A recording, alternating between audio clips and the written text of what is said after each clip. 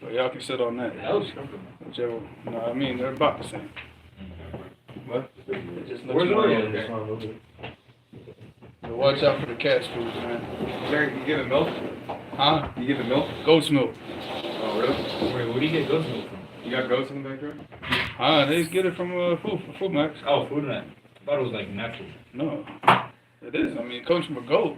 No, but like with all the extra stuff they add in it. You can't, because cats, I don't think they can assimilate lactose. Yeah, normal milk. Yeah, so the goat's milk doesn't have that. Oh. So even a person who's lactose intolerant, generally they can drink goat's milk without having a problem. So I said, all right, just give him goat's milk. Let's see. Yeah. And he likes it, man. So ever since he was a little baby, we have to keep buying him goat's milk, which is probably one of the most expensive milks. It's not cheap, man. It's like $5 for a little, like, half pint or something. Or like, not a pint, I don't know what you call it. Like a liter or something? Yeah, something like that, yeah. It's about that size, yeah. That's yours, I guess. You drinking tea? All right, who's bringing the cookies next time? Is that what What is it? Yeah, I could bring. You want Oreos? Crumpets? Crumpets. Yeah, I could bring cookies tomorrow, John. I don't know about the Oreos, man. Y'all need to go do some study on that. Why? Because the symbol that they put on the Oreos, man, go do some study about that symbol that they put on it. What did they put on it? Tastes good. Huh? An Oreo? I'll tell you later, Akhi, because, you know, with the Oh, yeah. YouTube, it's going, Oh, so. And does it there's- have a? Is it like Nah, but then they might, you know, I just like, we'll just to avoid Yeah. any, your information is not 100% correct, which means it is correct, but it's not 100, you know, so just to avoid all that, khalas. It's too correct. Alright. Yeah, it's too correct. Alright, so let's begin. Bismillahir Rahmanir Rahim. Walhamdulillahi Rabbil Alameen. Wassalatu wassalamu ala Rasulillahi wa ala alihi wa sahbihi ajma'in wa ba'd. So we are now on chapter 139, Bab al-Bukhl. Alright, so let's begin. Alright, so Bab al-Bukhl. Al-Bukhl comes from what? From the word bakhila, yabkhalu, bukhlan. Alright, so bakhila means to what? To be stingy, to be miserly. And what that means is like, al-Bukhl is like what? Not giving the people their rights, even though the means for giving their rights is available. And you prevent the people from what they're owed. Alright, what their rights are over you. So like your children, you know, you don't feed them, you don't clothe them properly, you know, and you hold back even though the means exist. It's not the same as if a person, he's having financial difficulties and he doesn't have the means to give them the best of the best, but you know, why did you put it over here? Where did you put it at? No, that's what I was saying. You put it over there. Because the smoke is blowing into my face. Do you have any extra? What's that? Before? You need some or what? I mean, if you, I can give I it feel to like you do. Do you have the lamp? Huh? The lamp? Yeah, it's around. Where can I get the little stand thing? I think Papaya. Papaya should have it. Oh, No, yeah, just put it on the mektaba. You might need to bring the van, though, for the lamp. Oh, it's big? It's pretty tall. The den? Alright. So like I said, it comes from the verb bakhila yabkhalu, bukhlan. Alright, and the person, you call the person bakhil from ism fa'il, if he's stingy. Now normally we use the word fa'il if the person does this a lot. You know, because normally you have the fa'il for the person like jalis. You know, the person who's jalis, this is a person who's just sitting down, but he's probably going to get up after a while. But a person that you sit with regularly, you call this person what? Jalis. Jalis. Because you do this a lot with the person. You sit with this person a lot. So he becomes jalisuk. Alright, the person that you sit with a lot. Alright, so now, hadith number 296. قال الإمام البخاري رحمه الله تعالى حدثنا عبد الله بن أبي الأسود. Alright, Abdullah ibn Abi al-Aswad is Abdullah ibn Muhammad. Alright, ibn Abi al-Aswad. Why did he just call him Abdullah ibn Abi al-Aswad and not just call him Abdullah ibn Muhammad? Because Bukhari, rahimahullah, he had four sheikhs that were called Abdullah ibn Muhammad. So because of that, then that's why he called him Abdullah ibn Abi al-Aswad. The four sheikhs that he had, alright, you have Abdullah ibn Muhammad, is Abu Bakr ibn Abi Shayba, which you'll see a lot if you read through Sahih Bukhari. Abu Bakr ibn Abi Shayba, his name is also Abdullah ibn Muhammad, and that's why he'll refer to him as Ibn Abi Shayba or Abu Bakr ibn Abi Shayba, but he won't refer to him as Abdullah ibn Muhammad. The other person is Abdullah ibn Muhammad ibn Abi al-Aswad, this person. The other person is Abdullah ibn Muhammad ibn Asma'. And the fourth one is Abdullah ibn Muhammad al-Musnadi. Alright, al-Musnadi al-Ju'fi. So those are his four sheikhs that have the name Abdullah ibn Muhammad. The most thabit and the awthaq wahid minhum, who? The one that he narrates and the strongest hadith from is Abu Bakr ibn Abi Shayba. Alright, like I said, that's where you see his name a lot if you read through Sahih Bukhari. قال حدثنا حميد ibn al-Aswad. Alright, Humayd ibn al-Aswad is al-Hajjaj ibn Abi Uthman. Alright, I'm sorry, that's no. Humayd ibn al-Aswad is, I'm talking about al-Hajjaj. Sorry, I got confused. The notes. I wrote it under him, but it wasn't for him, it was for the next guy. And al-Hajjaj ibn al-Sawwaf, al-Hajjaj ibn Abi Uthman al-Sawwaf. And he's thiqa. قال حدثني أبو زبير. Alright, Abu Zubair is Muhammad ibn Muslim ibn Tadrus al-Makki. Alright, he's mudallis. He's Hasan al-Hadith either sarrah. So he's a mudallis and his hadith is Hasan if he what? Either sarraha. What does that mean? He's being clear.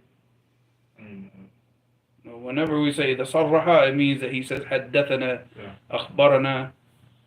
So he has to, like, if he doesn't, as long as he does not say an or an, he has to say haddathana, like he told us. Alright. And as you see here, he says haddathani Abu Zubair, qala haddathana Jabir. So here Jabir ibn Abdullah, he said haddathana. So that means that the hadith is Hasan. Alright, the hadith is Hasan. Alright, qala Rasulullah sallallahu alaihi wasallam, man sayyidukum ya bani Salama. Alright, and the Messenger of Allah sallallahu alaihi wasallam asked them, who is the leader of your people? Like, the tribal leader. He said, man sayyidukum ya bani Salama. Alright, so the word sayyid here is used for what? Like master. No, it's the leader of a people, like the leader of a tribe. The person that everybody goes back to. Whenever they have any issues, he's the man. Alright. That's the Sayyid. So not the Sayyid like not in that sense, no. قلنا جد ابن قيس. So he said, when they said جد ابن قيس على أننا نبخله. He said he's our Sayyid even though we say that he's very stingy, he's very bakhil. Alright. قال وأي داء أدوى من البخل. And then the Prophet ﷺ responded to them, and what sickness is more severe? What is the most severe sickness? Because it's a sickness of the heart. Then what? Then bukhl. Then being stingy. He said, Bel Sayyidukum Amr ibn al-Hajjamur. He said, no. He said, your Sayyid, the leader of your people, is Amr ibn al-Jamur. Because once they told him that this was the state of this person, that he's our Sayyid, even though we call him, we say that he's stingy. And then he said no. He wouldn't accept that a person like that be over the people and be somebody that the people return to. Because being a leader of the people, you cannot be stingy. Alright, you can't be stingy. Alright, you have to be open with the people because that's how the people are coming to you for their needs. And how are you going to be stingy? And stingy is not always with money. A person can be stingy with his status. With ilm. Huh? Like ilm, with ilm too. No, but we're talking about people that are just, we're not talking about ulama. But the person can be stingy with his status, like his jah. So he has the ability to intercede on people's behalf, to get them out of trouble or to help them out, but he doesn't use that ability. He keeps it only for certain individuals. He doesn't use his status to help the people. So it's not always just going to be with money. We're back again, huh? No. It hasn't been back in months. That's what I said. We're back again. All right. So once he saw this, and that's why he said, وَأَيُّ دَاءٍ أَدْوَى مِنَ الْبُخْلِ. And what is a more severe sickness than a person who's stingy? Than stinginess. All right. And that goes for, Allah Musta'an. So, yeah. cut myself right there.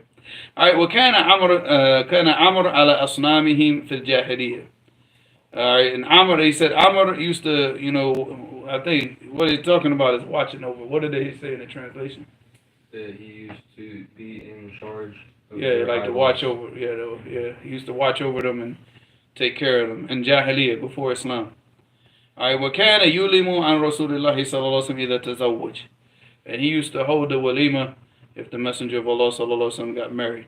So that shows that one, he's definitely not stingy. The Prophet gets married and he takes care of the walima, he takes care of things. So that shows his, because this is one of the biggest. How can you say this? Like amongst the Arabs from before, to be known as a person who's stingy and doesn't take care of the guests and doesn't do what he's supposed to do is one of the biggest. It's like the worst thing that a person could tell you. Yeah, that's the worst thing that a person could say to you, that you're known as like, that he back in those days, they used to be known as the people that his fire was, you could always see fire burning in his house at night. And why did they say he used to have fire burning in his house? Cooking for the guests that come through the village. Other people, what they used to do is the stingy people would put the fire out of the house and make it look like nobody's home, so nobody would come knock on their doors. So, because if people were passing through in the night, that they were ready to get up and and be hospitable to their guests. And then the person that was known like that was the person who was like held in high status. And the people that were the opposite, the people that used to put their fires out, pretend to be asleep, and not take care of the guests. And these people were like the degenerates, the lowest, like the people that nobody listened to, nobody cared about. So this was one of the biggest urub, even to the point where like even when you're eating with people, I mean the way that they used to, you see like the host. It's something that I learned in Yemen is that you see the host will never eat. Yeah, eat a little bit, but he's constantly just what? Feeding the guests, So you see this amongst the Arabs even till today. You see this in Saudi, you see this in Yemen, you see this. I'm pretty sure if I went to Syria, I would have seen it. And I've seen it with Syrians, but not in Syria, obviously, with neighbors and stuff like that. But in Jordanians, yeah, and like, mashallah, the brother Amjad and what he did for us. He wasn't eating. Yeah, but I mean, you remember the Mansaf, right? Yeah, that's what I'm saying. He came and brought all that for us. So I mean, that's the culture of the Arabs. The culture of Americans and Westerners is a culture of what? Greed. Turning the fire out at night, pretending like you're not home and not answering the door. That's the So Allah Mustaan, it's just completely. Well, I got culture shock coming back to America after being in Yemen for so many years, and just like that's just a part of the culture. Like my kids growing up, there's only when the war started that people stopped coming to our house. I mean, do you ever remember like a Friday or where our house was like empty when you were a kid? But you were small though, so. When you're in America. No, we had people in the house all the time. Huh? Huh? In Mecca. Oh, and Abu Zainab's house. Abu Zainab's got people in the house every day. Every day, guests come over every day. Even in Sana'a. He's an American brother from North Carolina.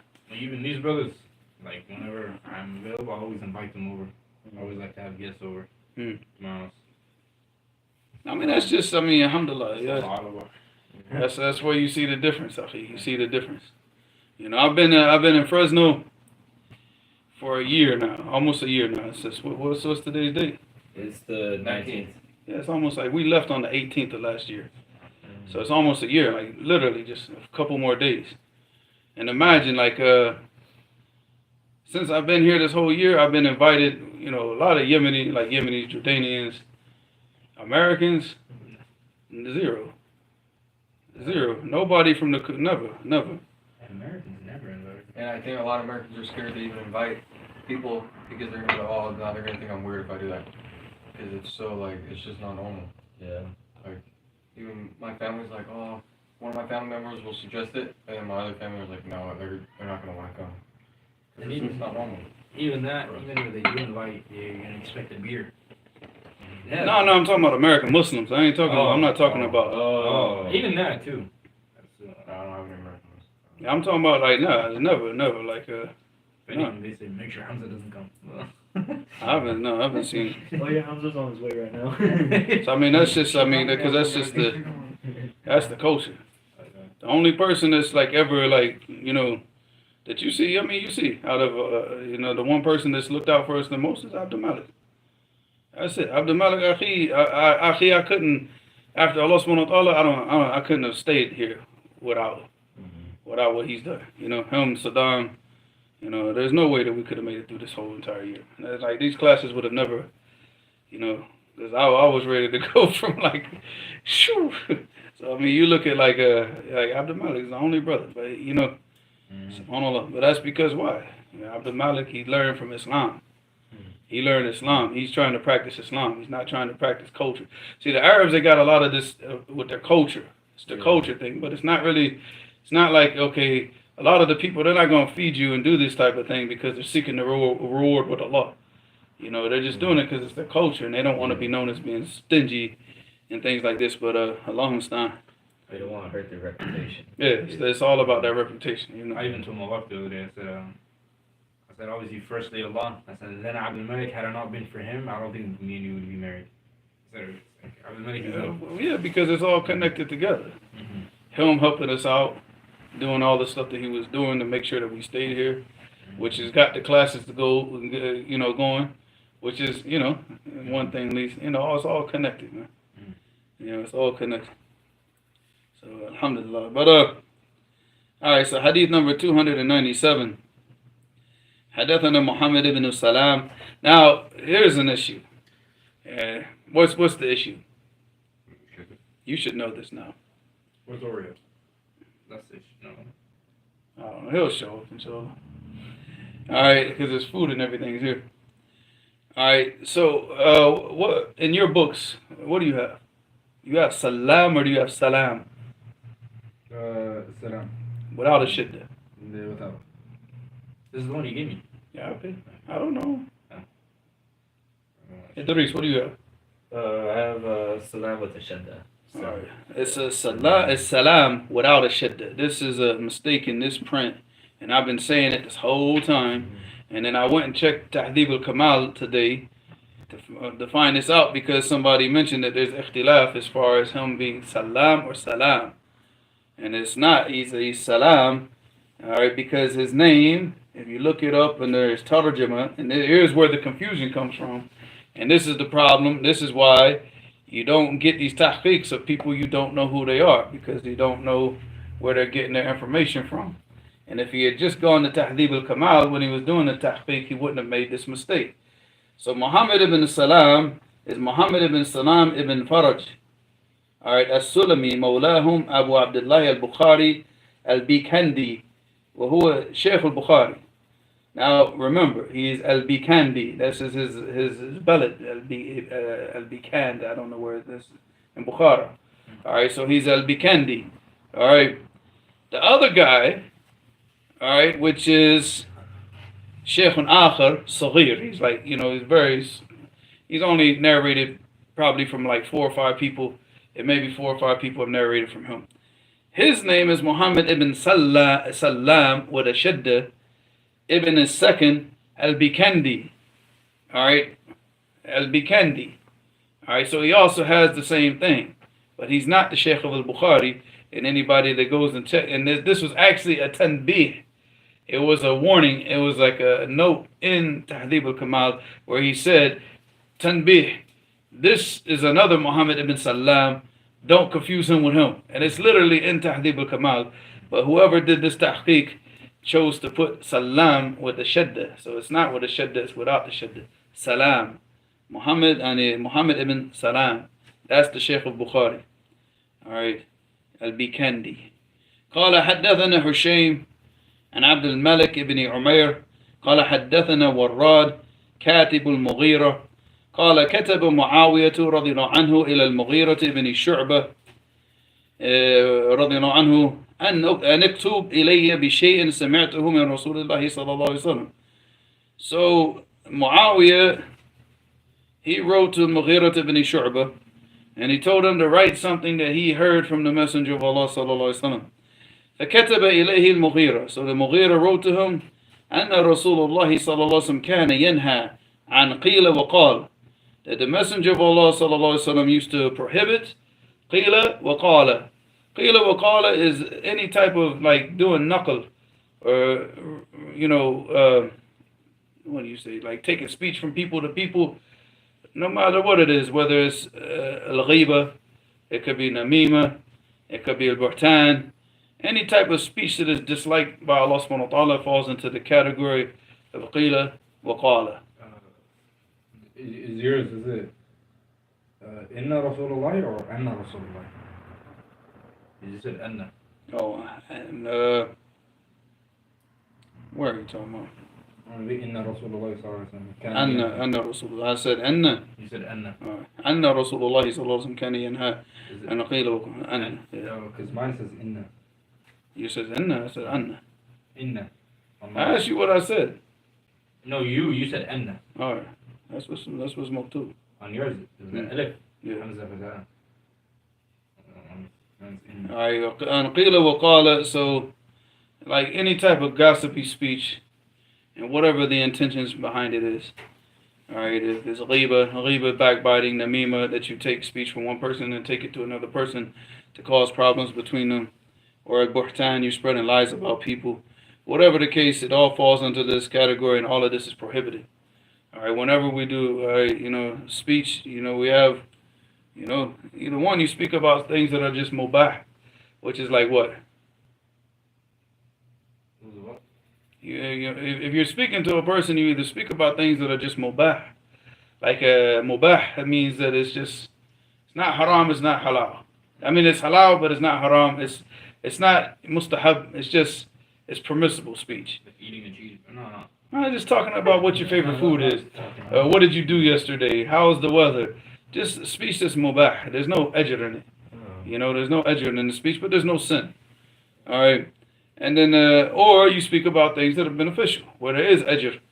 Encouraging the people with the deen and talking about the deen and teaching the deen and giving the people nasiha.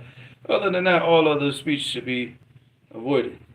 As we talked about in a whole bunch of different hadith and different classes, about the, even one of the previous khutbahs before we stopped giving the khutbahs was what?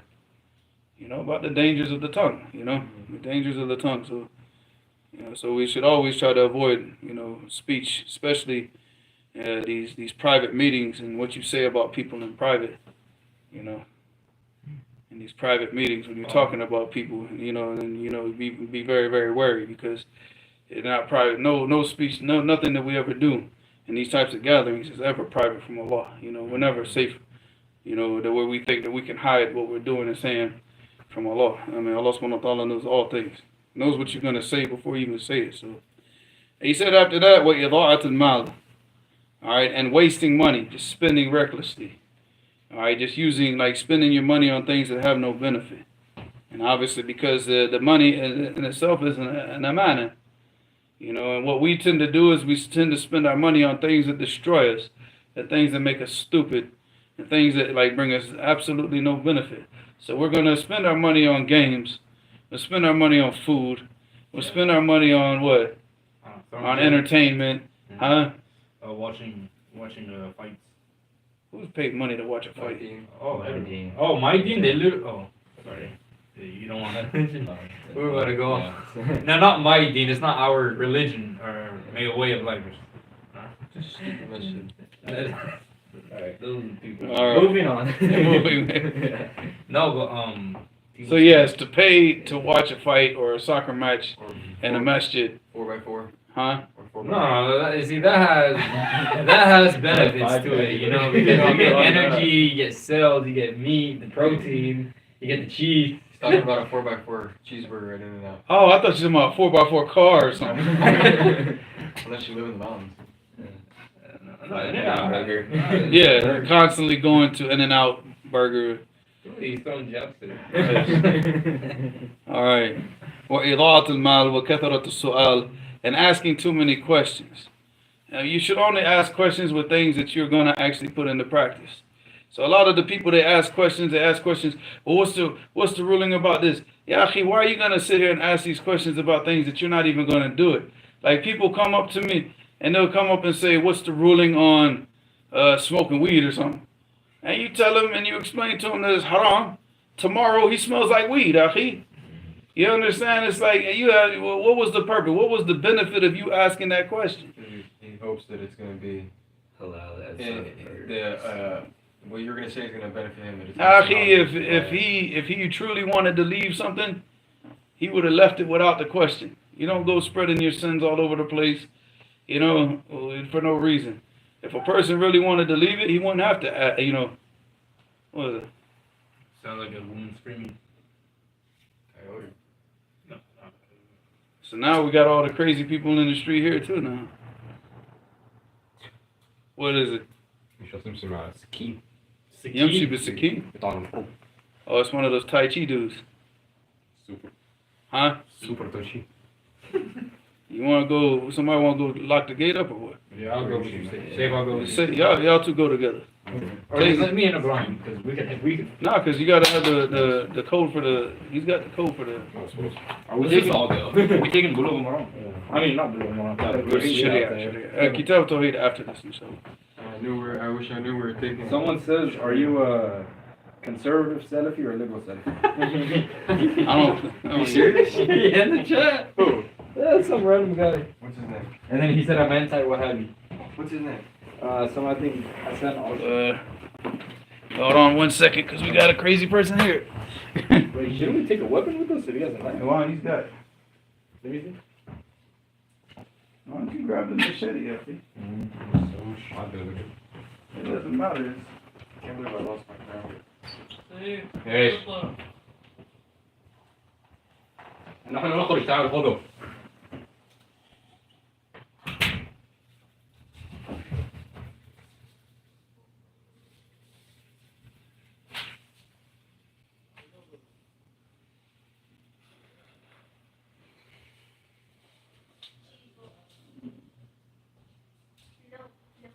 مش السجن أنت بعد من السجن.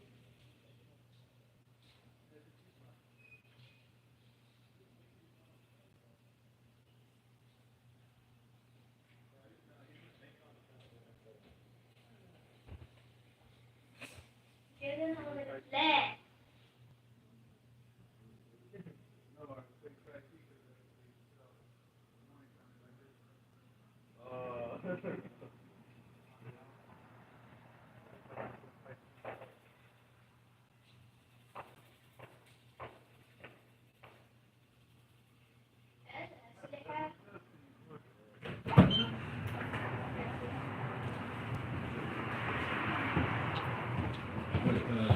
Here's the crumble.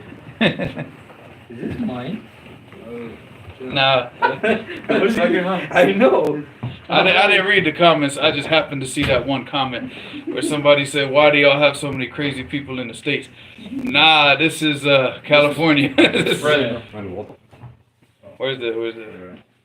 Yeah, you don't want to be walking around with that. This has to be mine. It's the exact same one. Did you have it? That one. That's his. Okay, because I had the same one. I bought it for him. It just disappeared. The one I had. I got one of those.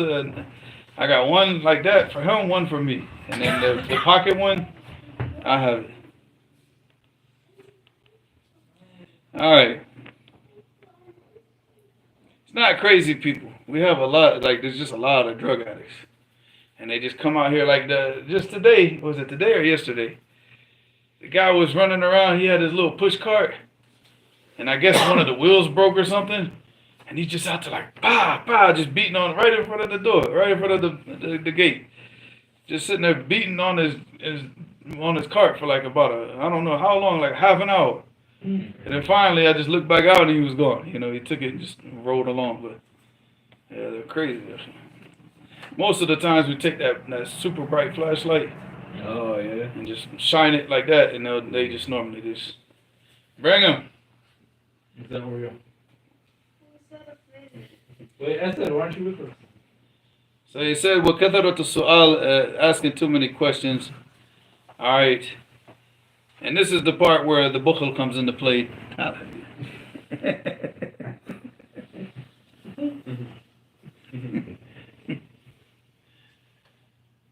Alright, and he said, وَالْمَنْعِ He said, وَعَنْ مَنْعٍ وَهَاتٍ. Man'an, it means that what? That you keep the people from what you owe, like you don't give the people their rights. So whether it's money or whatever it is that they have, but it's generally with money, like you hold back money from people that have rights over you. So this is the man'. Alright, wahat, it means that you take money from people that you have no concern about where the money comes from. So like, like a lot of the masajid you see, akhi, they know that this guy, he owns a smoke shop, or this guy, he deals in interest, or this guy, he sells alcohol in his store, and they just still take the money from hat. And this is why it's called man'an wa hat, because they say hat. They don't care. They don't care where the money's coming from. Or if the source is halal, if it's haram, they don't care. So these are the things that the Prophet ﷺ prohibited from the people. So he said, what is he On the doing? AC, I think he turned it on. Can be school. Huh? Can be school. I think the other cat's in the window. Check it.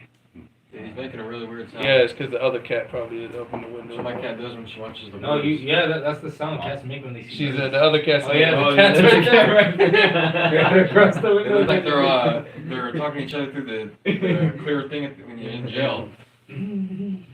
Yeah, Wait, with their it's paws that, on the like, glass. That's that. Their paws are like this against the glass. That's that. Look, you can see the other cat's trying to get in. You're in cat jail. Alright. So he said, and he prohibited qila wa qala. Alright, so we talked about that, any type of spreading of just talk, that's speech that's not permissible. Wasting money, asking too many questions, and holding back the rights that people have over you, not giving them their rights. And hat, which is not being concerned of taking money from any source and not being concerned about it. Alright, and then after that he said, وَعُقُوقِ الْأُمَّهَاتِ, and he said, and what? Being disrespectful and disobedient to mothers. Al-Ummahat. Alright, which is the plural of Alright. One wa'd al-banat. And al-wa'di al-banat. What does that mean? Marrying daughters alive. Yeah, you're cheating. It means to bury in Jahiliyyah, if the guy was informed that he's gonna have a daughter, he would bury her alive. Because it was like a shame. He's gotta have sons. If he's a real man, he's gotta have sons. This is the thinking that they had. So Allah musta'an. This hadith, the asl of it is muttafaqun alayh. In Bukhari Muslim. Alright, so the final hadith of this chapter, 298. حدثنا هشام بن عبد الملك قال سمعت ابن عيينة سفيان قال سمعت ابن المنكدر قال سمعت جابرا رضي الله عنه يقول ما سئل النبي صلى الله عليه وسلم عن شيء قط فقال لا. So this hadith, he said that Ibn al-Munkadir, he heard he's going crazy. He wants to fight her. It's a her. The girl, it's a female that's on the air conditioner outside. Mm. That's the one my cat's a he. He wants to fight her. That's what he's trying to, If she comes in the house, he'll just go and jump on her. Yeah. So that's why he's acting crazy, like he's trying to get to her and he can't get to her. She said, "Is my car okay?" I think he said, "I was in my car." Nah, that's me. Isn't it too? If that is like, Sounds pretty close. huh? Sounds pretty close. What? Sounds like a pistol. That's what I'm saying. Did somebody shoot the guy or something? Or what? Huh? He said, "Inshallah." Huh? Non so che mi sono qui.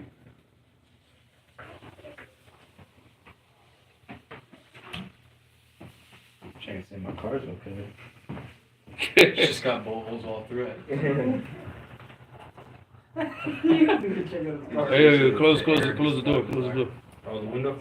No, the door. No, not the window. I mean the cold. Because if he sees no, it's not because I don't care about the cold. That cat, if he sees that door open, he's gonna try to go get that cat. Mm. Yeah. Alright, so in this hadith, Jabir, like Ibn al-Munqadr, he said, I heard Jabir, radiallahu anhu, say, I mean, if it was gunshots, like, you're going to hear the police pull up and, like, they got shot spotters all around this neighborhood, so. You know, the last time they had a shooting down there, we weren't sure if it was a shooting. It was right there at the store down the street. And man, police, they like minutes, achi. Because they got a police station down at the end of the road. Oh, next cream. So, Talk about the one next to Creamy and Food Next. yeah, it's over down there, yeah. So, I mean, if it was like those were gunshots, then the police gonna be pulling up. You won't hear them though. You just see the lights. So he said, Jabir radiallahu anhu said that the Prophet sallallahu alaihi wasallam was asked. He was never asked about anything. Never asked for anything. Like somebody went and asked him for money. Somebody asked him for food. Somebody asked him for clothes. Somebody asked him for whatever. He was never asked for anything ever. And he said qattu, which means never in his life. And he said what? And he said no. That he rejected. That he refused to help the person. So even if he did not have the means to feed the person, to do something, he would send the person to somebody who was able to. But he would never just flat out tell the person what? No, I can't help you. He'll try to find some way to help the person. Even if it means like he tells the person, wait, you know, because he's expecting something. Maybe something comes to him from a different city or a different village or a different tribe. So he tells the person to wait, but he'll never flat out just tell the person, no, I can't help you. So that's like, you know, so a long time. And that's, I mean, and like, it's wow. Everybody loves the character of the Messenger, sallallahu alaihi wasallam, but very, very few people actually try to take it on, don't they? So. They won't even apply the sunnah on their face. Huh? They won't even apply the sunnah when it comes to their own faith. Actually, nobody's concerned about it. That's what he said. Yeah, that's what he said. He said, you won't even apply Sharia to your face. Yeah. Who said that? Muhammad Tamamo. Muhammad Tamamo, the brother in the AMU. No, the brother in the UK. He said, you won't even apply Sharia to your own face. Brothers that won't let their beard grow. Yeah, they don't apply Sharia, they apply Gillette to their own face. Kuffar get rich off of there and misguidance. Questions before we go to Sharia, inshallah?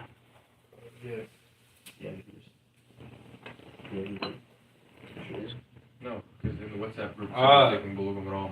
Someone asked, is it permissible to hang the flag of a Muslim country, like Saudi?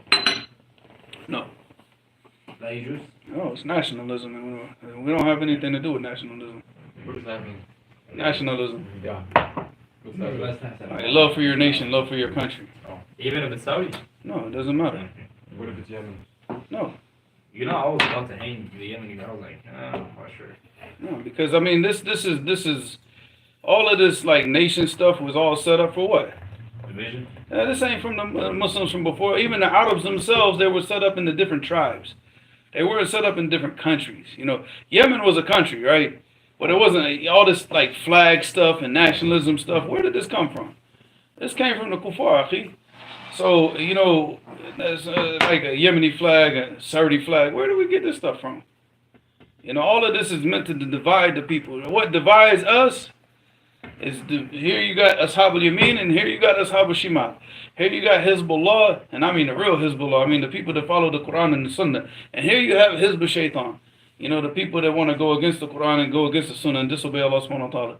That's it. That's what divides us. The Furqan between us as Muslims is not a Furqan. It's not a dividing line between nations. And it's not race. And it's not language. No, we all united with one deen. You know, and we're all supposed to be united under one language. That's why we should always be encouraging everybody to learn the Arabic language. So we speak one language, with one religion, and khalas, we don't need these flags. Akhi, all this stuff came from the kuffar anyways. And this nationalism garbage.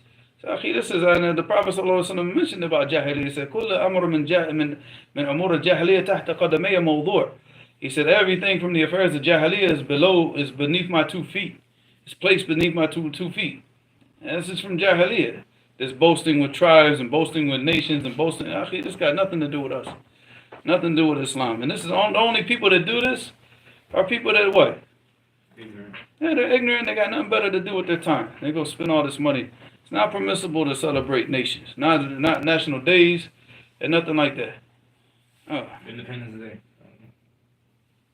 oh yeah. Who Just- celebrates that anyways? Good fuck. Actually, they just do it for the fireworks, man. That's it.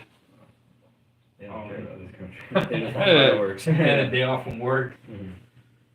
Most of the youth today, they don't even know when America became a nation, man. Yeah. So, you could go ask a lot of the youth, like, when did America become America? It was like, 1920? Yeah. Yeah.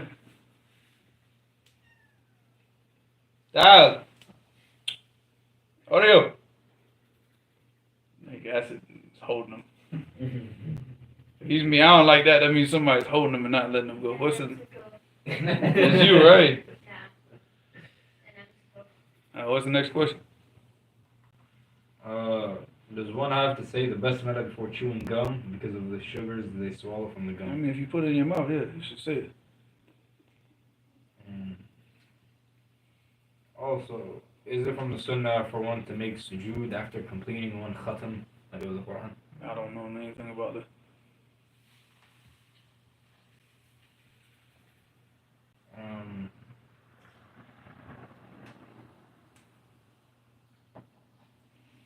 Okay. I mean, maybe a person might be able to, like a person who's never read the Quran before in his life in Arabic, and then finally he sits down and reads it in Arabic, and he makes sujood al-shukr, but not sujood for like doing the khatam. I mean, but I've never heard of anything like that in my whole life.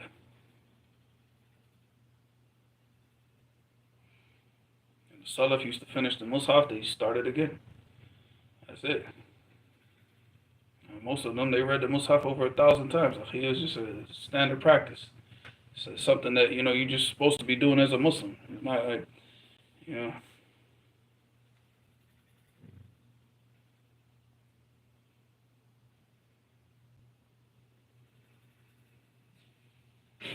Do we need to hire somebody else? No, because I'm going, because I'm trying to scroll so I don't make sure I don't skip a question before someone gets mad in the chat. How could you skip my question? Block. Someone says, I'm causing by the one that says, are you guys liberal Salafi or conservative Salafi? Man, leave that. That's a troll.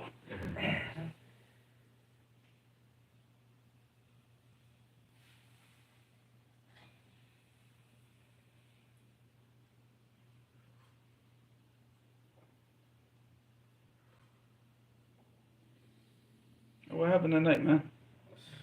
Where's your pro club jackets? Oh, I thought that was just the one-time thing. Oh, you just leave it at home? Mine's at home, yeah. I always That wear was mine. comfy, though. I see, you got yours, yeah. I always wear this whenever I leave outside of work. Hadith says, what is a kafir exactly? Kafir. Mhm. What is a kafir? Yes. From the exactly? Mhm. Farmer. Oh no, like Islamically. He said exactly. It refers to a Like farmer. linguistically. Because they're covering the seed. with- Yeah, they cover the seed with soil. Yeah. It's a kafir. Kafara means to cover. The kafir, yastur al-haq bil-batil. Mhm. Covers up truth with falsehood. Yeah. Read the rest of the question. No, yeah. Is this Sometimes they write it and then there's another piece, but it gets skipped because other people comment at the same time. Oh, is it someone who only receives the proper message of Islam or rejects it, or is it someone who doesn't research? It's all. Like, No, you got listen. The hukum of a person in this dunya, either he's a Muslim or he's not a Muslim. He's a kafir, khalas. That's the hukum in the dunya. We don't know if this person has never received a message or he's received a message and rejected the message. That's not our job. That's between him and Allah on the day of judgment. If he's from the people of the fitrah, the people that didn't change, but the people of the fitrah means what? That their religion was never changed. Because the Prophet ﷺ said, كُلُّ مَوْلُودٍ what? يُولَدْ عَلَى فِطْرَةٍ فَأَبَوَاهُ يُحَوِّدَانِهِ وَيُنَصِّرَانِهِ وَيُمَجِّسَانِهِ. So it's the parents, they change the religion of the kid. If the kid is a person, he grew up on the fitrah. That means that, he was born, he grew up, he had no religion his whole life. And the message of Islam never reached him for whatever reason. Now the hukum for him in the dunya is what? He's a kafir. Because he's not Muslim. You understand? Because we don't know. We can't go around to every single person talking about, hey man, did the message come to you? And did you reject it? Have you heard about Islam before? You're a kafir, man. Boggy, are you really sure that they're kafir? Like one of these people that were. What about for the people who say like that we reverted back to Islam because we were born Muslim? You're not born Muslim. I know, but I'm just. You're born on the fitrah. Islam is like a submission. You haven't submitted yourself to Allah. You haven't submitted yourself. If you're not following the Quran and the Sunnah throughout your life, how are you a Muslim? No, the fitrah is real too. You're a fitrah. That means that you know your Lord. You're born with this natural disposition of knowing your Lord. Now, when the message to Islam comes to you and you're on your fitrah, it's a lot easier for you to accept it than if your parents had made you a Christian or a Jew or Majusi. You know Majusi? These are cousins of Daniel. Daniel's cousins. Yes. Zoroastrians. Yes. The origins of the Rafida, the Majus. Yes. That's why even them, they still celebrate till this day. What's that holiday? Nowruz or whatever? Actually, they still celebrate it. Nothing about that. You see all the Persian families, they still celebrate it. It's a Majusi holiday. The Jews? Huh? They're Jews? No, they're Majus. Zoroastrians. Kosher? Yeah, their famous holiday. Like their holiday is Nowruz. Like the Christians have Christmas. You understand? Like that's like their holiday. That's their Eid al-Fitr, Eid al-Adha. You know. What are they? The Zoroastrians. Hindus or something? No. The Zoroastrians. Fire worshippers. The fire worshippers. They believe that there's two creators, right? Yeah. One creator that created the good, and one creator that created the evil. Shit. So light and darkness, right? And that's still a thing today? Yeah. People still. Even the Rafida and in Iran, they still celebrate that holiday till today. So they still celebrate those holidays. Yeah. But yet, Sardi is the problem. Sardi is the problem. Wait, so does the. So they go and sit there and attack Sardia because a bunch of the Juhala, the ignorant Sardis, celebrate Halloween. But it's like, dude, y'all still celebrate. You still celebrate this holiday in your country. Well, you go deal with your own country first before you deal with somebody else's country. Almost time. I like to look at people's faults. They love to attack Sardia because they want to attack Tawheed. See, now they're not attacking Sardia no more. Now they're attacking what? They're attacking Kitab al-Tawheed. They're attacking Imam Muhammad ibn Abdul Wahhab. Khalas. Now it's becoming clear what they're attacking. It's now like the Taliban, they banned Kitab al-Tawheed from entering into Afghanistan. Yeah. They've done this from before, akhi. This was way back in the 80s. You can go and listen to this. His name is Sheikh Siraj. Sheikh Siraj was a person. He went from Sardia and he went and fought in Afghanistan in the 80s. And he was with Jamil al-Rahman. But first he was with the Ikhwan. Jamil al-Rahman, which is a Afghani leader. Oh. And he was Salafi. He used to be on the phone with Sheikh Mubaz, Sheikh Al-Uthaymeen, all of the ulama. Even when he died, Sheikh Mubil Rahimahullah wrote a small risala about him. It's a small risala, you can find it online, about the killing, because the Ikhwani Muslimin killed him. They had literally, one guy sat in his majlis for 3 hours reading the Quran, Egyptian guy. Just keep that in mind. Again, just like let that resonate in your head, okay? You need me to say that again? It's an Egyptian guy. He sat in his majlis for 3 hours reading Quran. Then Jamil al-Rahman walked in to give him salams, and he knew him. And he walked up to him and he hugged him and pulled out a pistol and shot him right in the head and killed him. And even when his body fell, he kept shooting him and ran out before the people could catch him. So just to show you, you can go read about Jamil al-Rahman. And Sheikh Mubil, he wrote a risala about his death because of what they did to him. But he was the one that was fighting the Russians. And he was the one that was connected to, like I said, the ulama, and he was getting fatwa every time. All the issues, he would go back to the ulama. He even got in contact. He was in contact with Sheikh Mubil. So alhamdulillah, what was I saying? So he wrote about this. What was the original issue?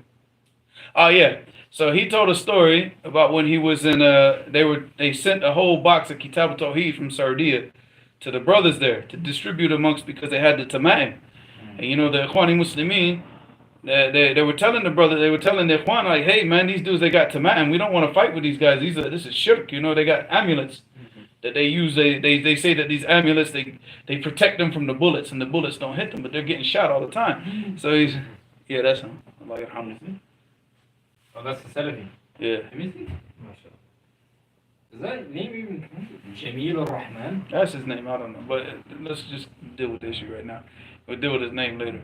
All right, so they brought in Kitab Tawheed for that reason, because what's the principle of the Ikhwani Muslimin? Bid'ah. No, but they have a golden rule, and their golden rule is that we only let's come together on what we agree on. Oh, yeah. And let's leave the things that we disagree on. So they tell them, they say, brother, this Tawheed stuff, leave it. Yeah, and this is not Jamil al-Rahman, but Sheikh Siraj.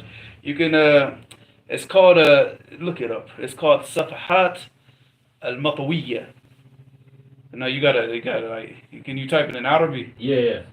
All right, Safahat al-Matawiyya. Seen or stone? Safahat al-Matawiyya.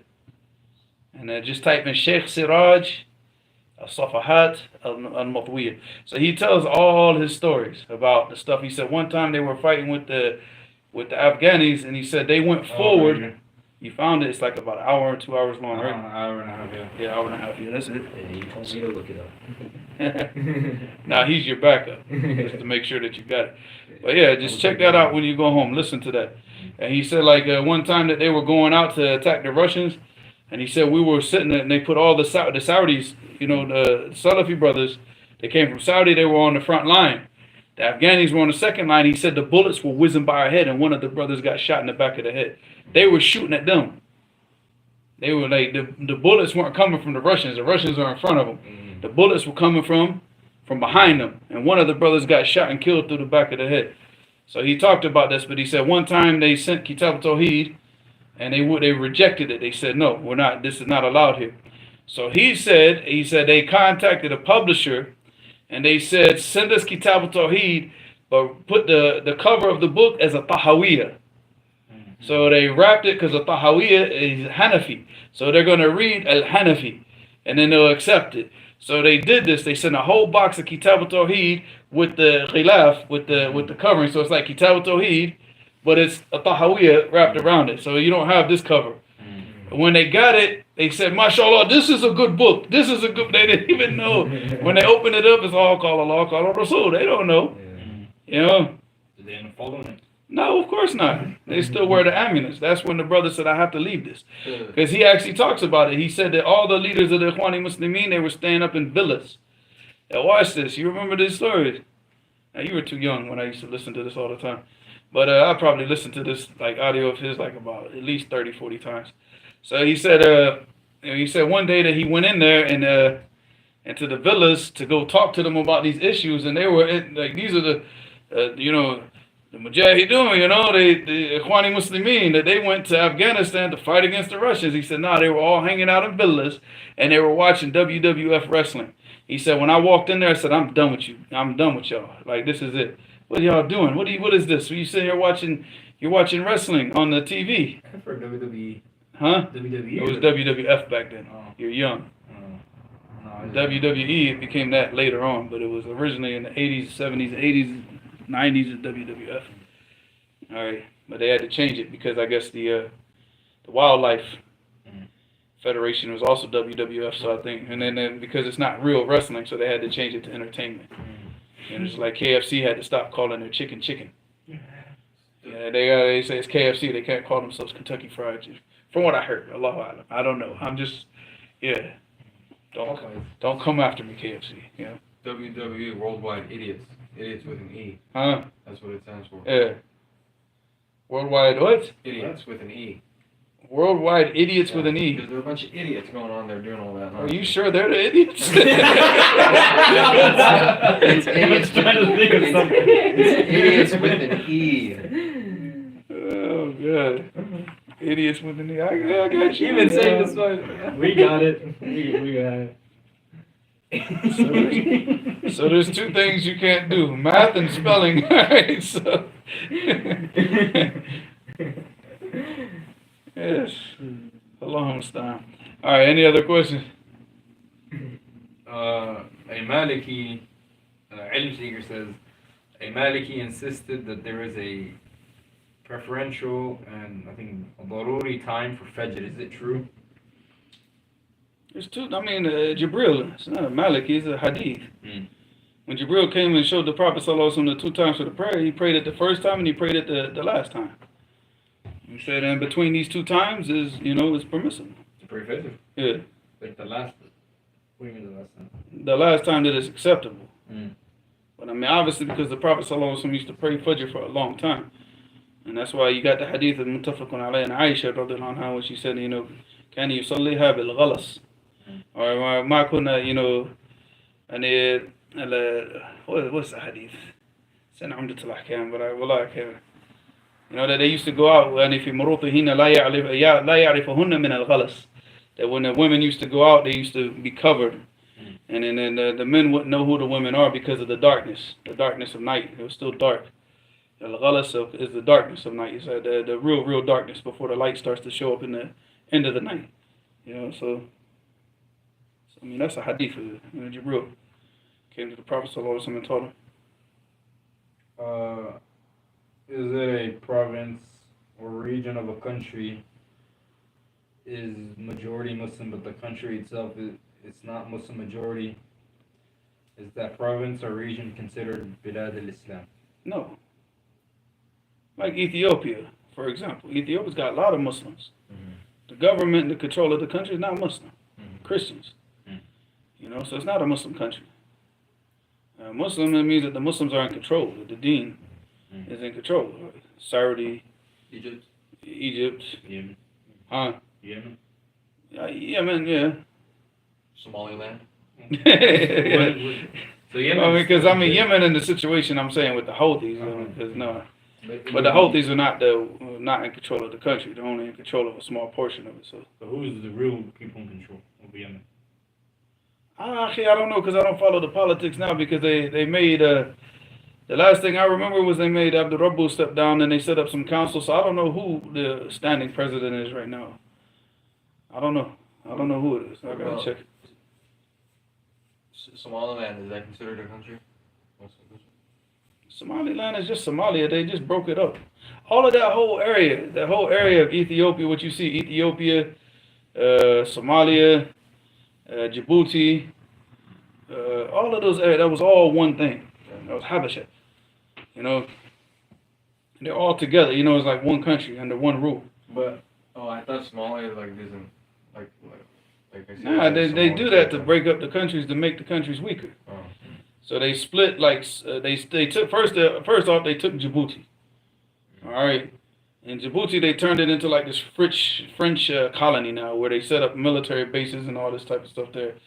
Then they split off Somaliland from Mogadishu.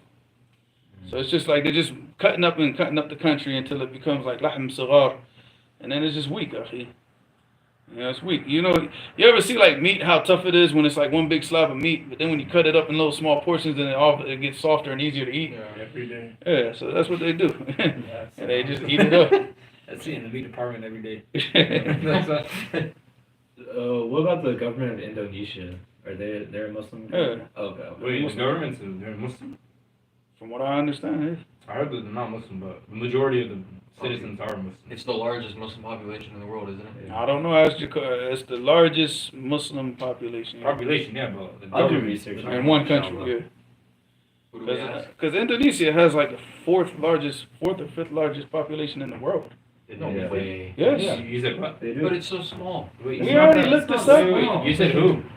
Indonesia. I thought it's the biggest Small, Muslim like, country. You know- archipelago of the world. All right, you got China, India now, China.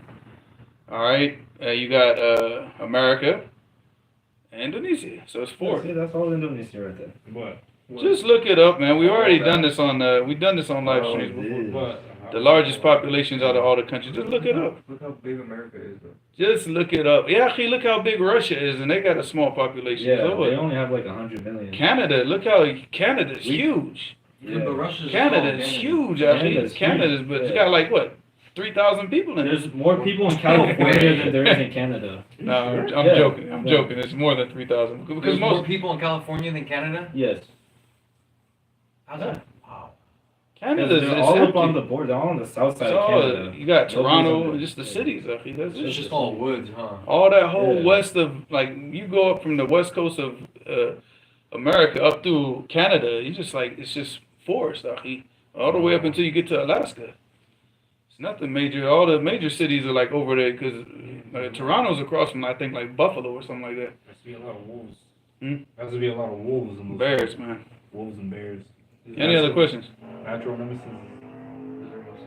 Jakarta says, Alaska's part of the United States. Ah, there you go. There's an Indonesian. Huh. Allah يحفظكم.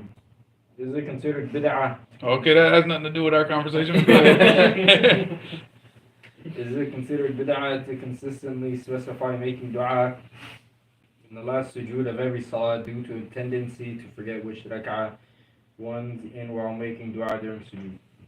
I do that all the time. I don't, inshallah, that's not bid'ah, because if it isn't, because you know, what I'll do, especially if, like, you know, Ramadan, if it's a prayer that's going on for like a long time, and you're going to be in sujood for a long time, yeah, I only make dua in the second sujood, just so I remember, because you get in the sujood for a long time, you forget. You forget, but it's not, because you're not doing that to specify that, saying, oh, this is the only time I'm going to make dua, but it's for that purpose. You know, so if that's the case, dude, I'm a major mubtadi', because it's like, I do that all the time if it's a long salah. What you saying? Go ahead, bro. Hamid says, narrated Ibn Umar. It says R.A. I'm assuming that means radiallahu anhu. R.A. Ra.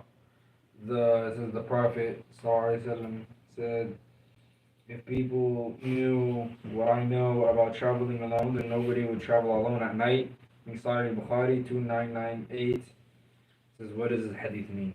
Explanation. The dangers of traveling alone and what can happen to the person, especially if you're traveling alone out in the desert areas where it's like empty and there's not a lot of people. Got a lot of shayateen, a lot of jinns of the people. They start to get like a lot of wasawas. And because the shayateen, what they always used to try to do is they put fear in the travelers, so then the travelers start to, you know, do things that the shayateen want, you know, out of worship and ta'zeem. So, you know, it's like, well, look, we'll protect you from these other shayateen that are going to cause you harm, but you got to slaughter this to us, or you got to do this, you know.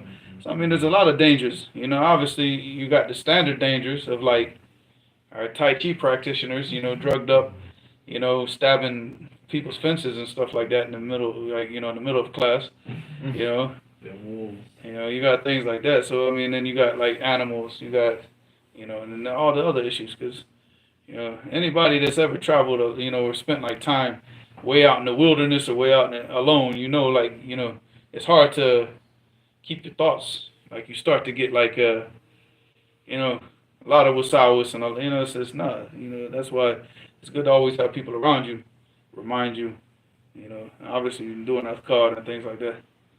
So, along those lines. Says, when is it permissible to make sujood outside of salah? Sujood al-shukr. Sujood tilawa? Huh? Sujood tilawa. And the sujood al-tilawa, yeah. Burrell says, do you know about the Sheikh Adnan from Dammaj? He has a markaz in Tanzania. Yes. We were translating his book. We left it once we finished the book. I never contacted him back. I should have told him we're not gonna print the book, but Allah musta'an. He's a very knowledgeable brother. What's the ruling in Islam if someone's writing a book, but they take a book, they write someone else's information without referencing it? Like, for example, like they're writing a book, but they don't, and they try to quote someone, but they don't reference it or even say I'm quoting someone. Yeah, it's called plagiarism. Is it haram in Islam? Yeah, it's stealing. Okay. Yeah. You always go back and you reference where you got the stuff from. That's what I would do in college. When I had to do a big essay, I wouldn't plagiarize. I would, what's it called? I would reference a whole big, like I would copy and paste a big section and I put reference line. So, because when you have to like a 6,000 word count, I was like, I'm not. No, I mean, you can. Hamza's professor's on a live stream right now. We heard that. Alright, so let's go to Sharia now, inshallah. Alright, so we're on chapter 3.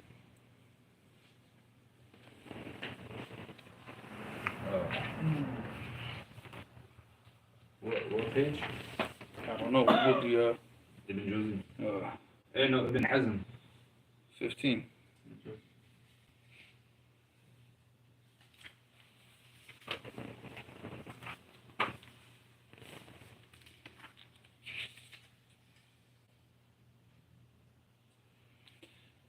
Alright, so chapter 3. باب ذكر افتراق الأمم في دينهم وعلى كم تفترق هذه الأمة. So he said the mentioning of the iftiraq al-umam, like the splitting up of all the different, splitting up in the factions of all the different, umam that went before, all the different nations that went before us, from the Jews and the Christians. في دينهم, in their religion. وعلى كم تفترق هذه الأمة.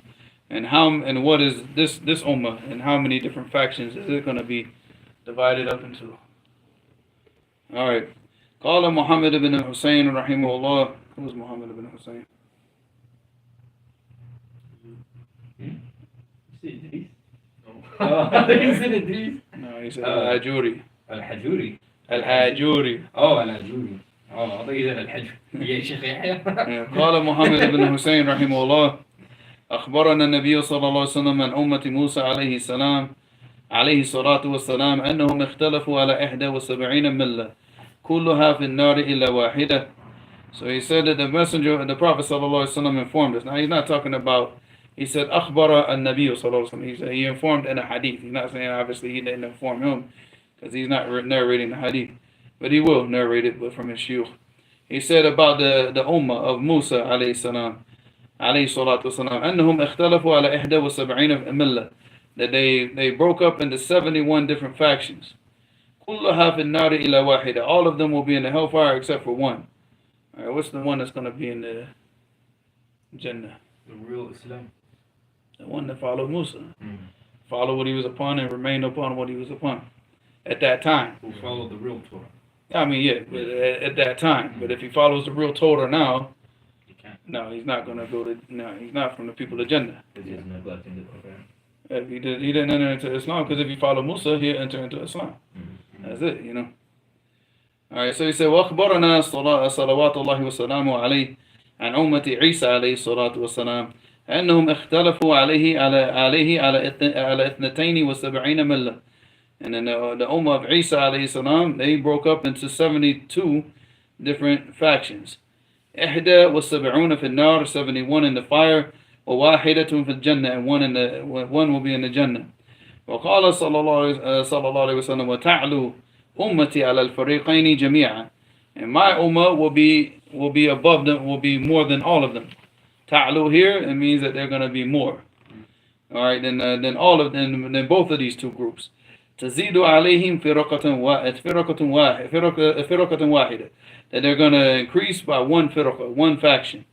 ثنتان والسبعون منها في النار, so 72 will be in the fire, وواحدة في الجنة, and one will be in the Jannah. So ثم إنه صلوات الله وسلامه عليه سئل, and then the Prophet ﷺ, he was asked, من الناجية, who are the ones that are going to be saved and be spared from the fire? فقال عليه الصلاة والسلام في حديث أما أنا عليه ما أنا عليه أنا وأصحابي. Yeah, that's different wording of that. You'll see that. Yeah, ما أنا عليه أنا وأصحابي. The extra أنا is what confused me. وفي حديث قال السواد الأعظم. So he said ما أنا عليه أنا وأصحابي. He said what I'm upon and my companions. Alright, if you're upon what the Prophet is upon, what he was upon, and what the companions were upon, then what? You're from that group that's the Najiyah. If you're upon what your Imam of the Masjid is upon, that's not upon what the Prophet ﷺ was upon, then you're a part of what? The 72 groups that that. Does that mean that all of them will be in the fire? Yes. No, it means that they're deserving of the fire. But Allah subhanahu wa ta'ala could forgive them. Because they're still Muslim. They're still Muslim. And some of the people, they might have been a part of these factions, but they were ignorant. They didn't know the truth. Like certain things that might not have gotten to them. So it doesn't mean that all of them are just going to be thrown in the fire, but they'll be deserving of the fire. Does it mean like a woman will be in the fire? No. Like we can't say this Shia is going to be in the fire. Or like... No, Rafidi, if he dies on that, he dies on kufr. What about كلها بالنار إلا واحد? The people that are part of those 72 groups. Oh, like false. No, they're all deserving of the fire. Because they're going against the correct guidance. But does that mean every single individual? Like the Hadith, ما أسفل من الكعبين ذلك في النار. Mm. Like he's deserving of the fire. We're not saying he is going to be. Yeah, because he might not have been doing it. Okay. He might not have been known. He might not have known. He might have been ignorant. So certain ulama we make excuses for because at their time that was the thing. You go look at how many of the ulama they fell into the fikrat al-ash'ariyah, and they got everything. You look at their fiqh and it's like mashallah, but then when they get into look at Ibn Hazm, look at his masail al-fiqh and how strong he was in fiqh, and then read what he says in aqidah. You're like, oh my God, now you should have just left this alone. You know what I'm saying? Like this, you should have just left this alone. But in fiqh, mashallah, and even the ulama from before said if he had just practiced in the aqidah what he did in fiqh, he would have like kana aslam lahu. It would have been better for him. What about Nawawi too? No, I mean, I don't want to go through all their names, but I'm saying that they got ulama that fell into these mistakes. And even the Shawkani, rahimahullah, he fell into this. But we make excuses for him because look at the type of environment that he came up in. He wasn't going out trying to like go against the truth. He was searching for the truth, but this is what he had. This is where it was. This is what this is what he knew. And you see, even these ulama that fall into these like they have some of the traits of the Ash'ariyah, they're not Ash'aris in their entire aqidah. They have some mistakes, and those mistakes are always pointed out by the ulama. But you're gonna sit there and say like, oh, because that he's not gonna be from the one. Nah, he's more deserving of being from the one than us. So like, we don't know, as far as like, this is our moment. Everybody's gonna be deserving of the fire, but that doesn't mean that everybody's gonna be, everybody who dies musir ala kabira, mustahiqun linar. Everybody that dies and he doesn't make tawbah from a major sin deserves the hellfire. Everybody. So Allah subhanahu wa ta'ala forgives whoever he pleases, punishes whoever he pleases. That's with Allah. That's not with us. We don't. Well, what hadith are we on? We haven't started yet, but we're on 20. Once we get to it. So then he said, وَفِي حَدِيثٍ قَالَ السَّوَادُ الْأَعْظَمُ. Alright. Which is the Jama'ah. Sawad al-A'zam is the Jama'ah. What do we say about the Jama'ah means what? Safe. ما هو الجماعة أو ما هي الجماعة. Come on. أنت كتبتها. نسينا نقول بس ما نحاول نجد طيب, say what you know. If he doesn't, can I say it? زي يقال الحق ولو كان ما وافق الحق. ما وافق الحق ولو كنت وحدك. Alright. And then this is a statement by Ibn Qayyim. I don't know what I wrote this for, because I prepared all this stuff before we stopped the classes in the masjid. This was supposed to be the last class, but we didn't make it to that class because they told me to stop teaching in the masjid. So alright. Just What about huh? I don't know. What about? That's a different story. No. What?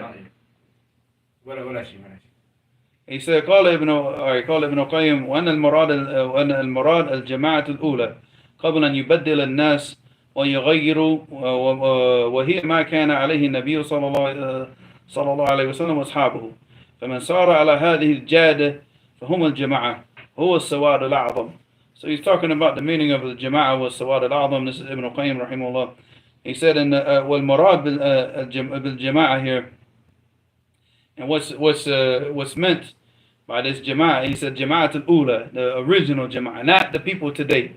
So we can't sit there and say, oh no, anta takhalaf al-jama'ah, what the people are upon today. This is not the jama'ah. The jama'ah is what the Sahaba were upon, and what the Messenger sallallahu. Obviously the Messenger, first and foremost, and then the companions. It's like Allah subhanahu wa ta'ala said in the Quran, He said what? وَمَنْ يُشَاقِقِ الرَّسُولَ مِنْ بَعْدِ مَا تَبَيَّنَ لَهُ الْهُدَى وَيَتَّبِعْ what? غَيْرَ سَبِيلِ الْمُؤْمِنِينَ.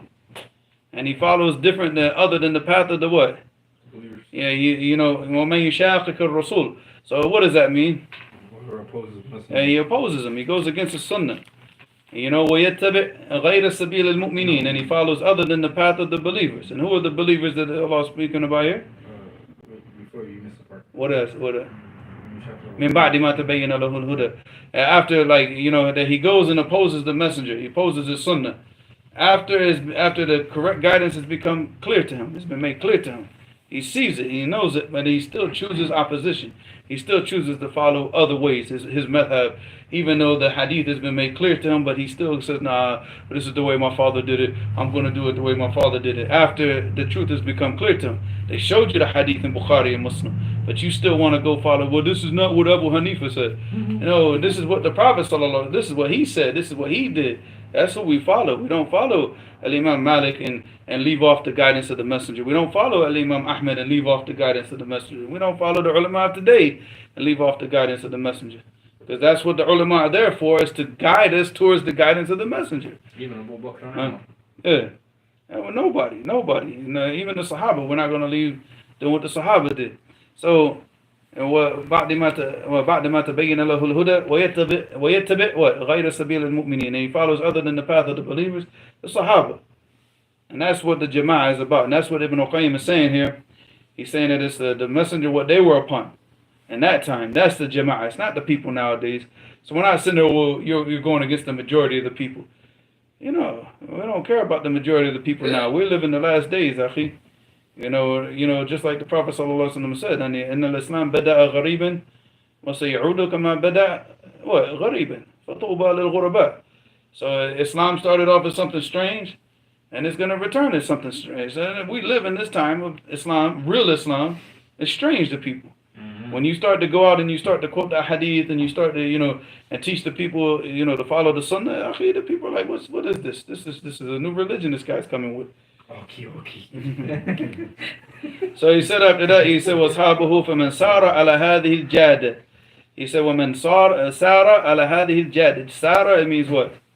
That he goes and he sayr. That he goes on this al-jada. What is al-jada? This pathway. Yeah, this path. فَهُمَ الْجَمَاعَةِ. And whoever is following this path, they are the jama'ah. هُمْ السَّوَادُ الْأَعْظَمِ. So this is what it's talking about. These are the people. We said, وَفِي حَدِيثٍ قَالَ وَاحِدَةٌ فِي الْجَنَّةِ وَهِيَ الْجَمَاعَةِ. Alright, so he's talking about all the different scenarios, the different times where the Prophet ﷺ mentioned the jama'ah or sawad al-a'zam, you know, but it's talking about whoever's following that guidance that they were upon at that time. And even if it's just one person. So if you're the only person that's in that area and you're trying to call the people to the sunnah and everybody else is rejecting it, everybody else is just deciding that they don't want to follow the sunnah, they want to follow, you know, whatever it is, whatever their fathers followed, whatever that, you know, madhab is, or whatever that aqidah is, or whatever, but it's not from the Quran and the Sunnah, then, you know, and you're the only person who's calling the people to Tawheed and calling the people to Sunnah, then you are the Jama'ah. You are it. وَلَوْ كُنْتَ وَحْدَكَ. Even if you're alone. That's what I felt like. That's what I felt like in Hanford. I mean, that's what you see here. I mean, you look at all the masajid here. Yeah, it's you know, Allah Mustaan. Like real Islam, it's strange nowadays. It's strange. Yeah. Qultu ana. He said, Qultu ana. He said, I said, wa ma'aniha wahida, inshaAllah. He's talking about the meaning of all these different phrases that he used. All of them go back to the same thing. Is that, you know, what. You know, the person that follows the Quran and the Sunnah the way that they practice it, the way that the Sahaba followed it, not the way that we want to follow it on our own minds. So, I don't know, we stop here or we read it? Read. Alright, I mean, it's all the same narrations. We'll read like some today, some maybe tomorrow, inshallah, you know, if we don't take Bulugh Maram. So he said, Hadith number 20. حدثنا أبو بكر ابن أبي داود قال حدثنا المسيب ابن واضح قال سمعت يوسف ابن أسباط يقول أصول البدع أربع. So he said that the foundations of all innovation are four. Alright. الروافض والخوارج والقدرية والمرجية. Because this is the asl, the beginning of all of these different groups. They what? They splintered out from these. ثم تتشعب كل فرقة 18 طائفة فتلك 72 فرقة وثالثة 70 والجماعة التي قال النبي صلى الله عليه وسلم إنها الناجية. Alright, and this is based on their opinion. This is not based on narration. You know, because obviously even the groups as far as the 73 different sects is not al-hasr. And what does that mean? I don't know what it means. Shit, I can use like يعني like ليس when you feed how do I say it? But I know وليس محصور بهذه. like it's not specified. Yeah, there's more. There's probably, if you go and count all the different groups of the Sufis, you probably count like 70, more than 70 groups. But the foundations of all these groups to go back to that, you know. So that when we talk about the 72 groups that are in the hellfire, you know, it's not like, you know, it's the asas. Like these are the major, you know, the major things. But you look at all the different brand names of Sufis, the different brand names of Shia. You can go read like Al-Farq Bain Al-Firq, you know, books like that, and you start to see like, man, there's so many different types of Khawarij. And even the Khawarij themselves, that they are against and opposed to each other. And the sects of the Shia, and I'm not talking about the Rafidah, because they're not a part of the 73 groups. They're kuffar. All right, you know, if the person has left Islam, and khalas, he's not a part of these groups. These are the groups that are still Muslim. What about the Zaydis? The Zaydis are Muslim. Yeah. All right. So I mean, you see, like there's a whole. الخطر الخوارج أشد من الشيعة. الخطر الخوارج أشد من الشيعة. Rafidah, you mean? I don't like to use that term Shia because it's too broad. When we're talking about the Rawafid, the Rafidah. The Khawarij, like you have a coin, right? There's a heads and there's a tails. The heads, Rawafid. Tails, Khawarij. And that's why you see they go hand in hand. And you know, you see how Daniel played them both. You know, Daniel came out like the Khariji, and then then his true colors comes out, and now he's Rafidi. Yeah. It's also Allahu A'lam Akhi. Like we were just talking about this the other day, man. Me and I mean, we don't know who these people are, Akhi, when they come from their countries. It's not like people are going and like, okay, look, I studied in Yemen. You can go contact Abdul Hakim, you can go contact Mundir, you can go contact brothers. I studied with them. You can see my background, where I studied, what I studied. Who are these people, Akhi? They popped up. Yeah, these Egyptians. We don't even know if they're Muslim or Christian, Akhi.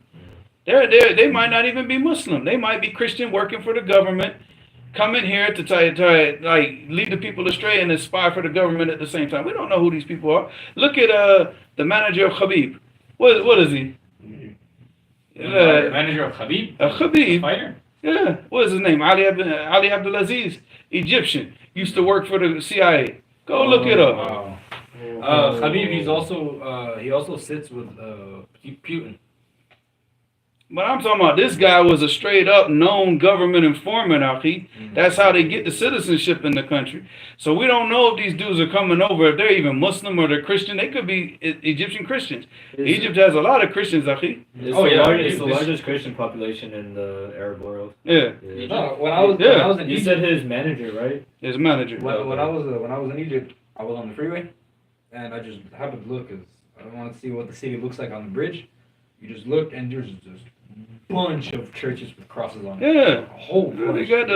You got one of the largest population is you got Egypt, And there's Khanazir. you got Lebanon, Palestine, like because you got a lot of Palestinian Christians, especially in America, especially in Florida. So here you have Iraqi Christians here. Yeah. I used to work in a restaurant that was owned by a Iraqi a Christian. He was an open Christian. Hmm. He wasn't like against. He never attacked me for Islam. Like he always just let me be. Well, the Christians, like, if they know that you're a real Muslim, Mm. the Arab Christians, the Arab Christians hate just, the Arab Muslims that are like the wishy-washy Muslims. But nah, because they know what a real Muslim, they'll trust a real Muslim over anybody else. But the problem is they don't come in contact with a lot of real Muslims. They come in contact with the people who are Muslim, who are just Muslim, but they're not coming in contact with true believers. Pinky jabbies. Huh? Hello Kitty, Pinky Jabby. Yeah. Well, they're dating the Pinky Jabbies. Christian guys, yeah, they're dating them. Yeah, how many dudes you put That's you. I'm still trying to find his career. Who's that? The Ali Ibrahim Abdulaziz. No, what's his name? No, it's not Ibrahim. No, Ali. Was it Ali? Just type in Khabib's manager as an informant. Go Oh, look that's online. It's What's all his on name? Wikipedia, all this stuff. Go look online. Khabib is multiple times. You see pictures of him sitting with the president of Russia. Multiple things he has. Actually, that's because why they live in the country. And ain't nobody talking about that. I'm talking about his manager's Egyptian informant. That's what I'm saying. You don't know who these people are. And that stuff didn't come out. You know who when that came out? It came out like 2000 and like way later. This guy's been the manager, been in this country for how many years? Nobody knew this about him. I just found it. Uh, In 2002, Abdulaziz was imprisoned in Colorado on charges of document forgery. While in jail, he was recruited by the NYPD Deputy Commissioner of Intelligence, David Cohen, to work undercover within a Virginia-based arm of a group called Muslims of America. Abdulaziz became one of Cohen's highest-paid informants at the time, earning hundreds of thousands of dollars. The NYPD shared Abdulaziz with the FBI, becoming a known... he's getting prostituted around. You see that? As known as Confidential Informant 184. He was issued a green card allowing him to leave and re-enter the U.S. That's how he got his green card. Yeah. And eventually citizenship. So there you go. If he got his citizenship, I'm not sure. All that stuff's online. That's what I'm saying. You don't know who these people are, Akhi. Who was that Yemeni woman? She worked with Hillary Clinton, and then she ended up getting a... Tawakkul Karman. Yeah, she got accepted to Harvard. No, that's her sister. Got accepted to Harvard. What's her name? Kaka. What? No, just saying, to make fun of her, Kaka. Like that's a Mexican way of saying it. No, Tawakkul. Oh, at least it Kaka. No. I just saw the part above. He knew. I just saw the part above the informant work. It says Abdulaziz has publicly supported the current U.S. president-elect Donald Trump. Yeah. Yeah. Just realized that. Nice, huh? Beautiful world that we live in. So I say, you don't know who these people are, Akhi. So, Allah Mustaan, you gotta follow the truth. You don't follow the personalities of the people. Alright, huh? أنا كنت فاكر بين الخوارج يعني أخطر من الروافض سواء الخارجي يعني الظاهر يعني تشوفه. Well, I'll tell you this much. When a lot of those people, they went to Afghanistan to fight in the 1980s, the countries that they came from, they weren't accepting them back.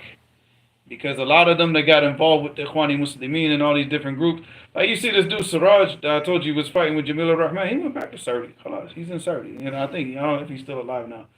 But the people that were fighting with Ahl Sunnah, they went back to their countries. No problems. But the people that got affiliated with the Ikhwanis and that individual that I'm not going to mention his name and his sheikh, the guy that's from Saudi, but he's Yemeni originally. I'm not going to say his name on here, man. We're trying to keep this video up. But anybody that got affiliated with that group, they weren't allowed to go back to their countries.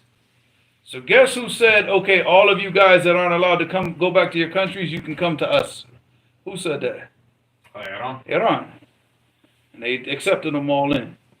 So yeah, man, it's all the same. It's all just two sides of the same coin. But people, they forget history. Most of the people don't know history. They don't know. They just all they know is what popped up in their Twitter feed today. That's it. But they don't read history. They don't know anything. They don't know all the stuff that happened before. What was it you mentioned? And you're not gonna find the stuff in your Twitter feed. What was it you mentioned a couple months ago? There was 3 brothers in Damaj.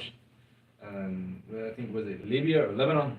They said the president was telling them to come back, nothing would help. Libya, and then they came back. Gaddafi, they cut his head off. All three of them got their heads cut off. The brothers, anybody that went back, they say he used to trick them and say, "Yeah, I'll give you a message, come back," and as soon as they go back, they get executed. So what Sheikh Mubel used to do is when the government used to go and get the Libyans, they would call the Sheikh and say, "Hey Sheikh, we got to come in and check the markets to see if there's any Libyans." They would give him a heads up, and he would send all the Libyans to Ma'rib. And the Libyans would stay in Ma'rib until the Sheikh calls them and say, "Come back." And that way the government comes in and they look and they see that there's no Libyans, and then Why was Libya so against? they didn't want no spreading of Tawheed, no spreading of the Sunnah. Gaddafi was a communist, akhi. So he's a Catholic. Yeah. Oh, Sheikh Mubel made takfir of him. oh, okay. He was so ignorant to the point where he actually told the people in Libya, he said, when you recite the Quran, he said, "Kul hu Allahu ahad." You don't say kul. Kul was for the messenger. You say Allahu ahad. He actually commanded the people to recite like this. Who did this? Gaddafi. To not say. Does not say kul. Anytime that it says kul in the Quran, he said, this is for the messenger, not for you. Yeah. And they would say, you just say the rest without the kul. And it's true that Saddam Hussein, he was takfir too, right? Yeah. Yeah, Sheikh bin Baz. No, it wasn't Sheikh bin Baz. No, a lot of ulama, they made takfir. I think, but his was the most famous one because it was Ibn Baz. Don't people, a lot of Yemenis like, what's his name, Saddam Hussein? Yep, I'll tell you that. Because I seen this The Yemenis tourist YouTuber who went to Yemen, and like he's just recording all these Yemenis cars, and they just have like big old like portraits of him on their car, stickers. Some WWEs right there. Yeah. Worldwide idiots. WWE, worldwide idiots. It sounds, even if you spell it with an E, it still sounds the exact same. Idiots. Idiots. Doesn't sound the same. Close enough. Well, his thing right there. All right, man. Let's go. It's gonna be an awkward car ride home. All right. So he said all right. So he said that the usul al bid'ah. So the foundations of all the bid'ah arba. So we got the rawafid. We know the rawafid, and we know the kufr. All right. And obviously the beginning of what they started with is not what you see today. Today is like an amalgamation. Is that the correct word? An amalgamation? Is that good? Like they basically brought the kufr of everything into one belief system. This is what you see today, what we call the Rafidah today. Yeah. Are the Rafidah today worse than the Rafidah back then? Yeah, of course. Today, I mean, everybody is worse than what they were back then. You know, لا يأتي على الناس الزمان إلا والذي بعده شر منه. Hadith man. Anas ibn Malik. Yeah. So there will never come a time upon the people except for that the time after it is worse than the time before it. Alright, so he said the Rawafid wal Khawarij, and of course the Khawarij about the Hukum Lillah Faqat, and they make Khuruj on the Wali al-Amr, and they also make takfir of the people for Kaba'ir. Alright, wal Qadariyah, what is that? That, like they say that like the Allah doesn't know like the person's No, Allah only they believe that Allah subhanahu wa ta'ala only knows the major, like the jumla, like the general things. But like if I sit there and scratch my head right now, their belief is that this was my action. Like Allah didn't know it until it happened, which is complete kufr. Similar to what the Hindus believe. Well, I mean that's kufr. Right? The person, if he truly believes that Allah subhanahu wa ta'ala does not, Allah has prior knowledge of everything. Everything, because you wouldn't be able to scratch your head without Allah's permission. Right. So the whole point is like, to sit there and say that Allah subhanahu wa ta'ala, He's the creator of everything and He doesn't have prior knowledge, that's kufr. So so that's the Qadariyah. Well, Murjiyah, What was the other group that they believe that we have no free will at all and Allah controls everything? And Allah does control everything. well, yeah. We don't have free will. Well, we don't have free will? We don't. Oh, wow. The only one who truly has free will is Allah. Okay. Who? I mean, how do you have free will? Marvin, where did you get that from? Get off the car ride home. Yeah, talking with the idiots. Not with the free will. Yeah, the free will idiots. You know, those guys that work for the WWE. You know. I first heard it from Tafsir Sadi. I'll show Hamza. No, the translation has to be Yeah. translation error. Yeah. I'll show it. Oh, what is it? The Shamsu Kuwait. Allah subhanahu wa ta'ala said, وَمَا تَشَاءُونَ إِلَّا يَشَاءَ اللَّهُ. You have no, I mean, you can't even will it except for if it's something that Allah subhanahu wa ta'ala wills first.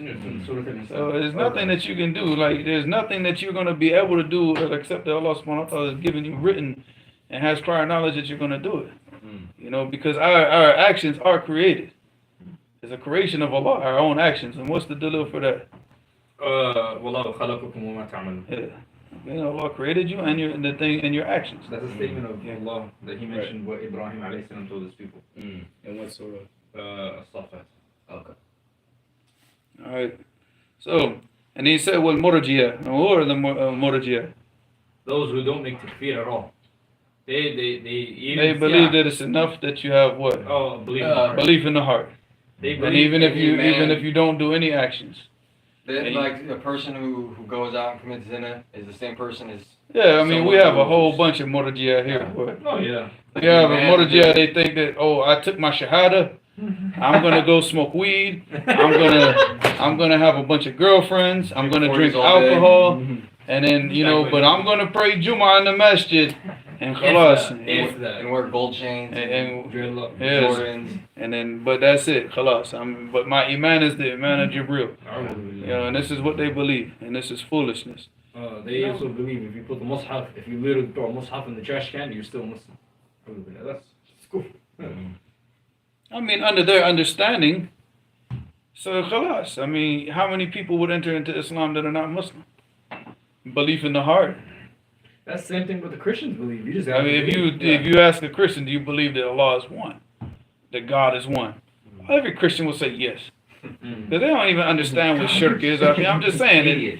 But you know, but I mean, of course, I mean that's why Ibn Qayyim he mentioned about the Christians, ruziku al-balada, like they inherited stupidity, like they're just dumb, because everything that the whole religion doesn't even make sense. But who changed the religion for them? Who changed it? Well, no, one specific group of people you can't talk about online anymore. So he said, ثُمَّ تَتَشَعَّبُ كُلُّ فِرْقَةٍ ثَمَانِيَ عَشَرَ طَائِفَةٍ.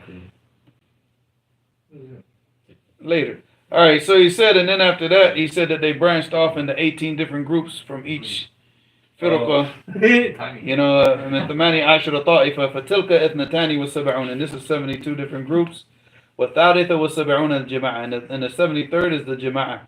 التي قال النبي صلى الله عليه وسلم إنها الناجية. All right, and this is the saved group. All right, what they refer to as the saved sect. Can you repeat it? You could go back and read it. Okay, it's just like I said. This is his opinion. This is his opinion. Not necessarily that out of those four groups, 18 different sects broke out of those four groups, and you got 72. Allah. That's his ijtihad. But I mean, the Prophet ﷺ says 72 groups. 72 groups. All right. Inshallah, the next time we take the class, we'll read through all the different narrations. Are we taking Kitab Tawheed? Yeah, but after the live stream. Okay. After the live stream, can we pray Jama here? After Kitab Tawheed. Okay. Abdul Malik's in the chat. He's not in my house. He said, I'm not a hubby. Ever you told that to Saddam? Saddam's like, Come on, man. Leave the personal. He's gonna get on you. Abdul Malik said a person committed zina, then gives a khutbah.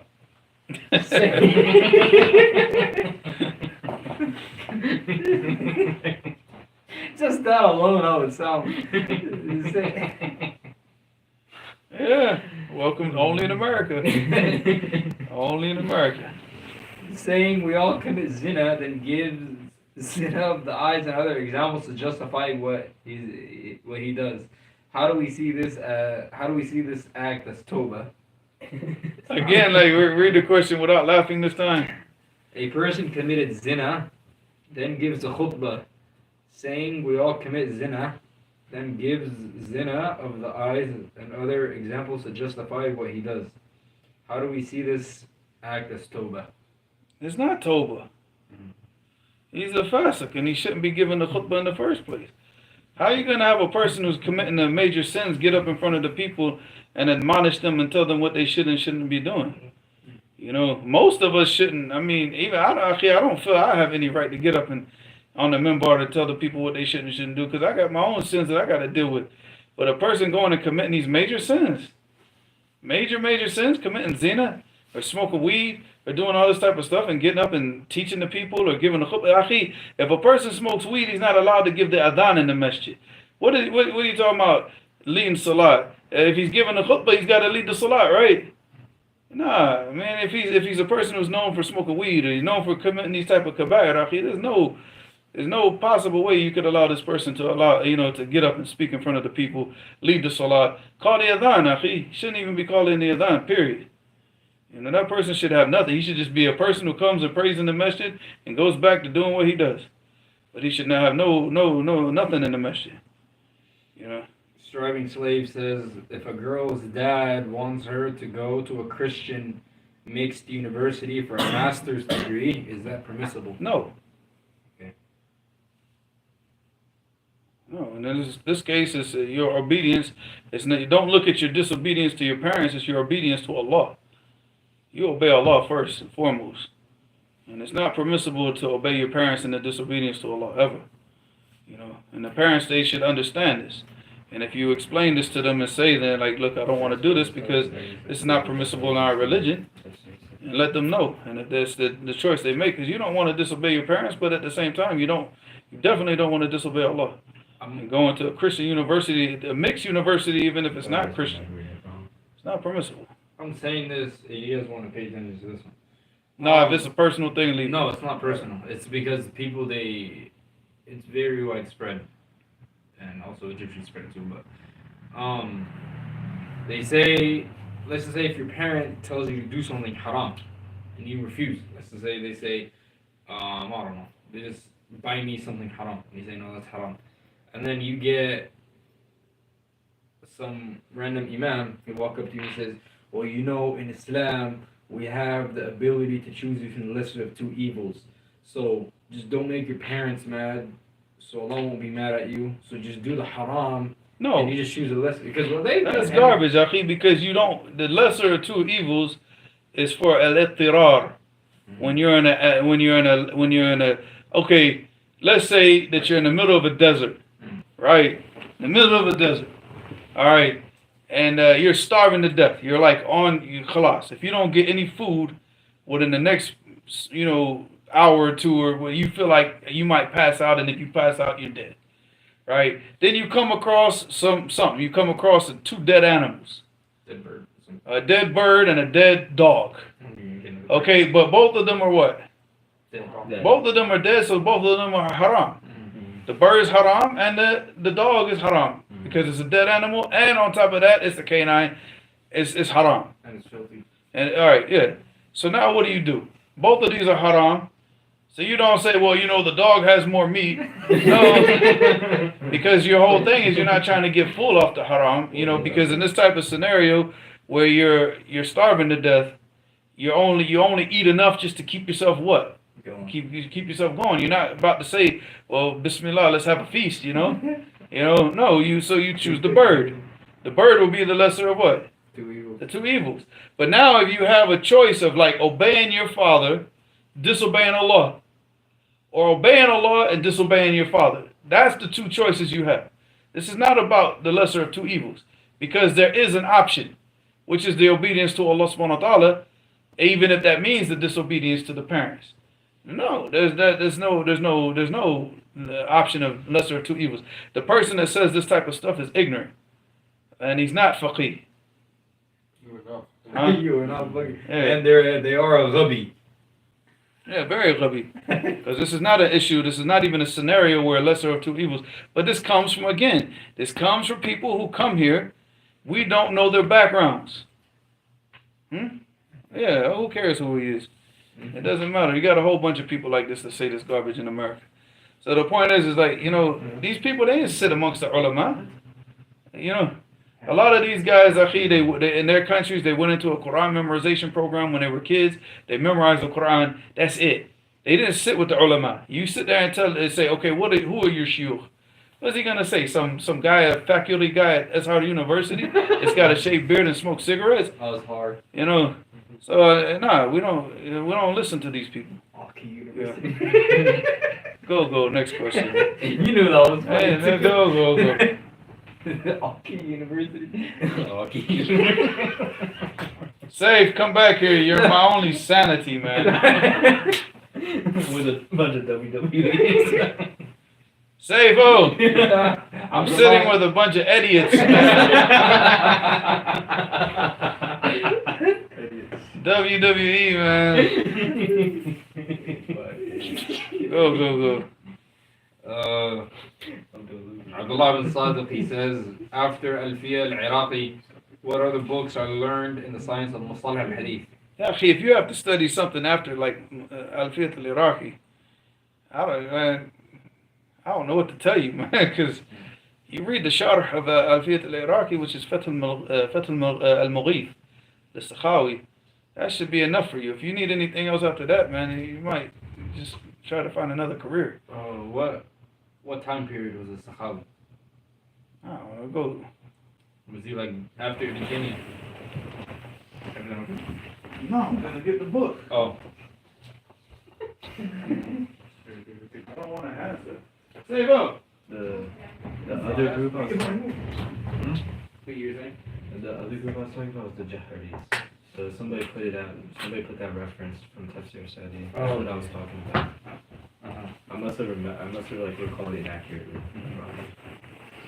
He's 900. So around the time of Suyuti. Shamsuddin. So after Ibn Taymiyyah. Yeah, 200, well, close to 200 years after Ibn Taymiyyah. You can read this book, akhi. Do you have an extra one? How am I gonna have an extra 5-volume book? I just got like different, just got like 5 volumes just lying around all over the place. Yeah, here you go. Yeah, it's like, we got like 2 in the back room and 1 in the kitchen, you know? Behind the PlayStation. Download it on the PlayStation. I wonder if you could even do that. Can you open? Someone can see.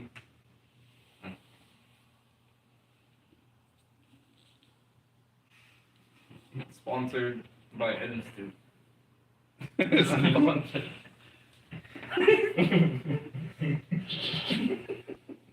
Man, I'm stopping. That's it. I'm not giving y'all tea no more, man. That tea's too much for y'all.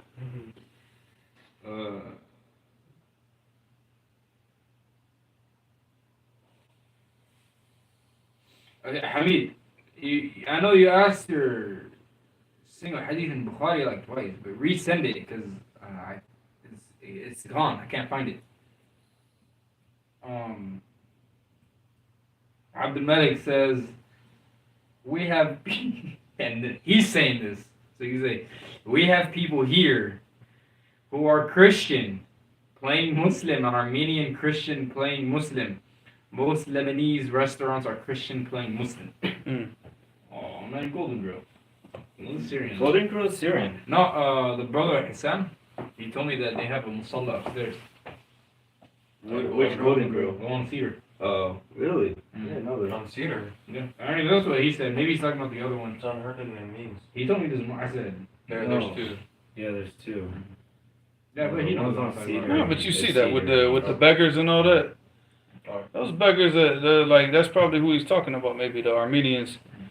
And then they dress up and they pretend like they're Syrian refugees and they go out and begging at all the masajid. Like these. Oh, that I know lady what with you're the talking about. stroller. Yeah, you see them all the time. Gypsies. Ramadan. The The gypsies, gypsies, yeah. yeah. Ramadan. Trying to jib you. Yeah. They're Army. That's not what the name That lady, she milked that guy for $150. 1/5, really? Yep. And then I seen her go knocking on doors. When nobody was done in there, she's gone right there by Alphabet knocking on people's doors. Someone's in their front yard and hands her money over When the fence. Abdul Malik got on her case, as soon as she saw Abdul Malik, she left and went and got in her car. Lexus. And he said, look, she's sitting in her car right now. Now, she didn't have a nice car. I mean, it was a car. Oh, yeah. But I'm saying she had a car. Yeah. She went and got in her car. Use that car to go to work. Go ahead. Her Next. 6-figure career. On her Facebook. Okay, this is a general question, I'm assuming. It says, like, can we travel to a non-Muslim country for tourism? No. Well, We just read the hadith about wasting money, right? It's a waste of money, you know. The Prophet ﷺ, he said, لا يشد الرحال إلى ثلاثة مساجد. So we're talking about masajid, right? And he said that a person should not travel except for to only, like the purpose of his travel is only for what? To pray in For these three messages, to pray in one of these three messages. So what about now going and doing something that's not even involving a masjid whatsoever? So now for a person to go and travel to, like, let's say, I'm going to travel to, like I want to go pray in this masjid in India, or India or Japan or whatever. I'm going to go travel to this one masjid just to pray in this masjid. That's bid'ah. All right, it's not from our deen. All right, you go there for a purpose. Like, let's say that you're going there for seeking knowledge, and this, you know, you go to the specific masjid because that's where the sheikh teaches.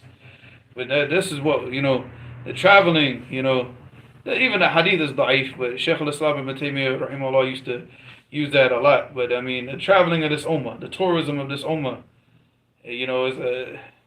What if you go for like a reason like this? Like, we go to, you know, back in the old days, when a Muslim goes to visit a country, it had a specific purpose. what if you go to a reason for what, business? Yeah, I mean, that's what I'm saying. You're going for business or you're going for that. But you're not going there just to, like, you're going to what, go visit, you know, you'll leave Saudi Arabia or Yemen to go visit America and spend how many thousands of dollars to do what? To see a mountain? Go hunting. To see water? You got a sea in Yemen. You got mountains in Yemen. You can't go look at them in Yemen. You got to go all the way to the Bilad al-Kufar just to see that. In fact, you know, the scenery in Yemen is more beautiful than anything that you're going to see here. Natural. What if you go there for food? I mean, okay, well, you don't get the snow, though. Anywhere. Where? No, but Country we're talking about? Yemen. Yemen and what? I'm saying, if you leave Yemen to come to America. Oh, but you got like Bosnia, or would Bosnia count as a Muslim country? I believe so. Oh, okay. Well, Yeah, what about Bosnia's got snow? What if you go somewhere for the food? I think Turkey's got snow. Yeah, it does. Oh, yeah, It does. yeah, I was yeah, there. it when does. I was- Eastern Turkey. Yeah. I mean, even Sardia's got snow, like in Tabuk, so. So what's the ruling of going to a Muslim country just for tourism? To a Muslim country. Like, I want to go... No, I mean, that stuff should be avoided. Because what's the benefit? What's the benefit? You're wasting money.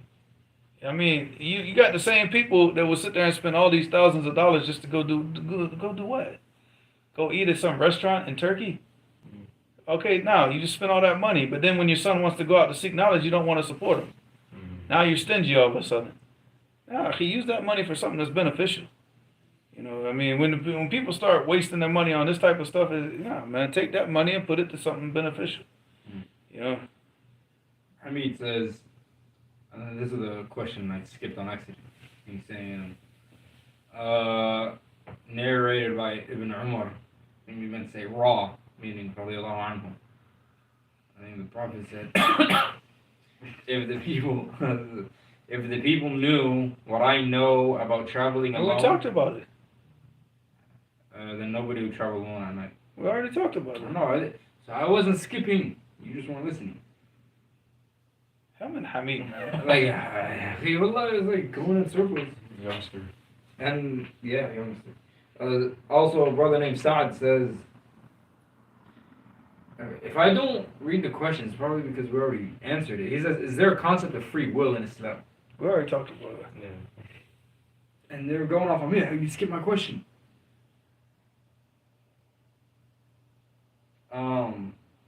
Okay. Someone by the username of Learn Arabic and Authentic Islamic Knowledge says, never mind, we already answered that.